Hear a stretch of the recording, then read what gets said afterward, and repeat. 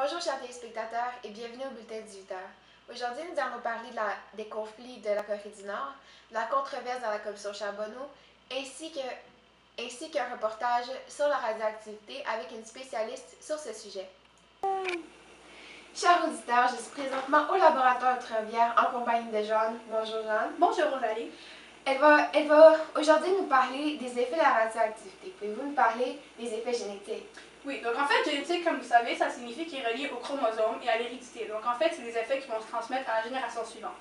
Par exemple, s'il y a une femme qui va être irradiée au complet, elle pourra transmettre à son enfant des malformations physiques, des troubles mentaux ou des troubles de croissance. Donc en fait, c'est quelque chose qui va se transmettre à la génération suivante et ça peut avoir des effets assez graves. Alors, pouvez-vous m'en dire plus sur les effets de la peau, les effets sur la peau?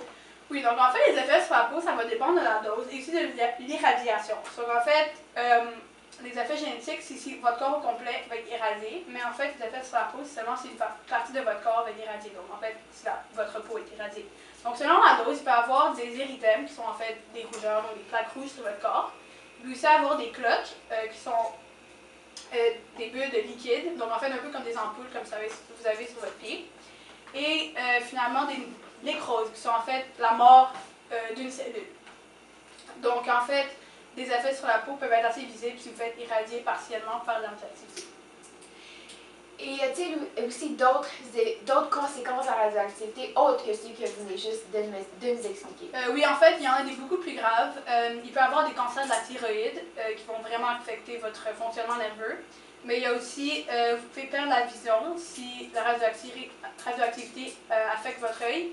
Et aussi, il y en a qui peuvent perdre les cheveux. Et pour finir, avez-vous quelque chose d'autre à dire pour conclure ce reportage? Oui, donc en fait, je vous ai expliqué deux des effets possibles si vous êtes irradié. Mais en fait, il y a des effets beaucoup plus graves, par exemple des cancers de la thyroïde qui vont vraiment affecter votre fonctionnement nerveux. Il y a aussi des personnes qui peuvent perdre la vision et il y en a les cheveux, mais dans la plupart des cas, la personne va décéder. Et malheureusement, on n'a toujours pas trouvé comment soigner ou comment immuniser quelqu'un contre la radioactivité, mais j'ai l'impression que dans quelques années, on sera capable de trouver ça. Merci beaucoup, Jeanne, pour cet intéressant reportage. Et on se voit demain.